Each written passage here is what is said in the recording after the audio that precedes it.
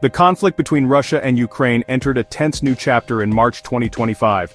A US-brokered ceasefire, intended to last for 30 days, crumbled almost immediately. This agreement, focusing on protecting energy infrastructure, offered a glimmer of hope. However, that hope was quickly extinguished as accusations of violations flew between Moscow and Kiev. Both sides dug in, each blaming the other for the ceasefire's collapse.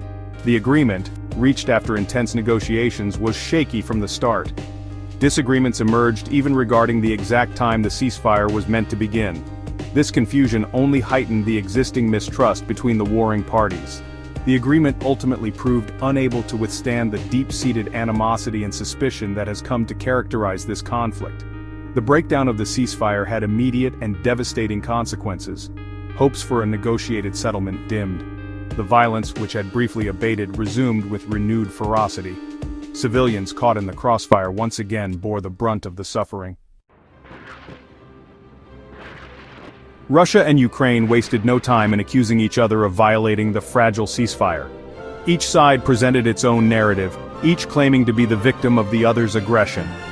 The accusations, often detailed and specific, only served to deepen the chasm of mistrust between the two sides. Russia's foreign minister, Sergei Lavrov, was unsparing in his criticism. He alleged over 60 breaches by Ukrainian forces. He claimed Ukraine used the ceasefire to regroup and rearm, aided by intelligence provided by the United States. Lavrov cited drone attacks on energy facilities in the Russian regions of Bryansk and Kursk as evidence of Ukraine's bad faith. Ukraine vehemently denied these accusations, calling them baseless propaganda. Ukrainian officials countered that Russia had launched a relentless barrage of attacks since the supposed ceasefire began.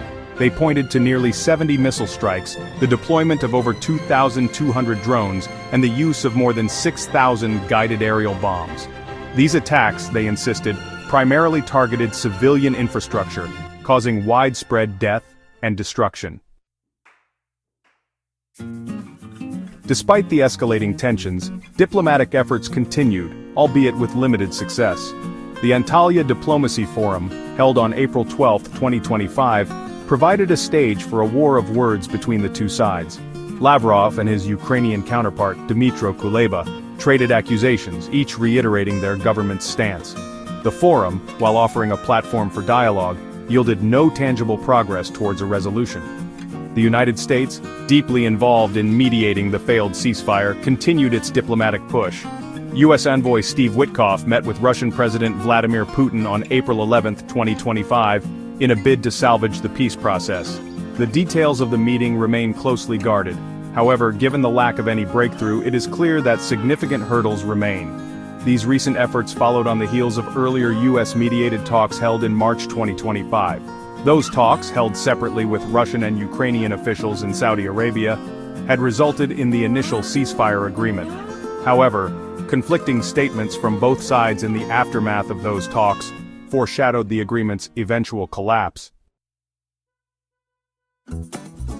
Section 4. The Black Sea, a lifeline held hostage? Adding to the complexity of the situation is the issue of the Black Sea. A US-backed agreement aimed at ensuring the safe passage of commercial vessels through the Black Sea has been met with resistance from Moscow. This agreement, seen as crucial for global food security, has become another bargaining chip in the larger geopolitical struggle. Lavrov has stated that Russia's implementation of the Black Sea Agreement hinges on the lifting of restrictions that have crippled its maritime trade. These restrictions, imposed by the West in response to the invasion of Ukraine, target Russia's access to shipping insurance, docking ports, and international payment systems. Lavrov's stance has been interpreted by some as an attempt to leverage the agreement to force concessions from the West. This proposed agreement comes after the collapse of a previous UN and Turkish brokered deal in 2023.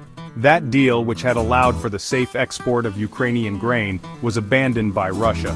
The Kremlin cited security concerns and accused the West of hindering its own agricultural exports. The current impasse has renewed fears of a global food crisis.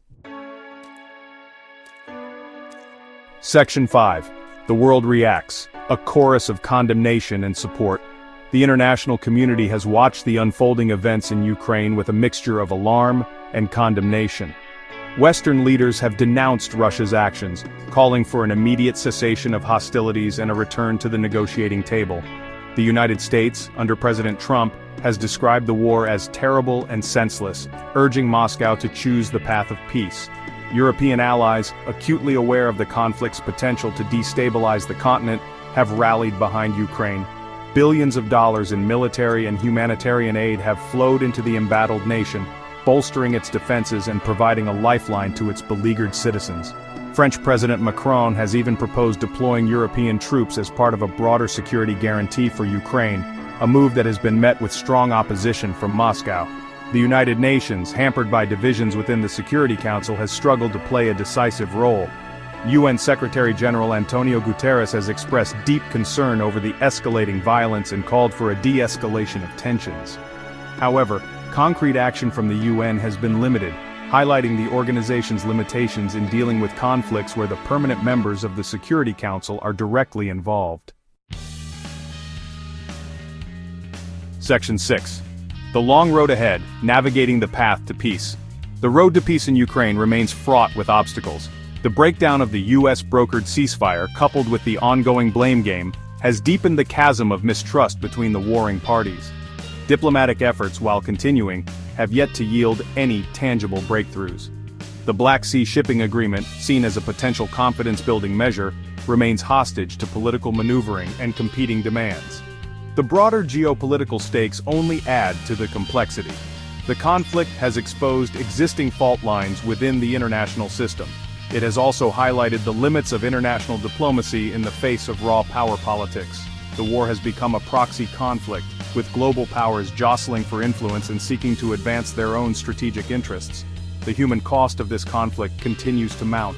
Thousands of innocent civilians have lost their lives, and millions more have been displaced from their homes. The war has left an indelible scar on Ukraine, devastating its infrastructure and shattering its economy. The path to peace will be long and arduous, requiring compromise, reconciliation, and a shared commitment to a future free from violence and fear.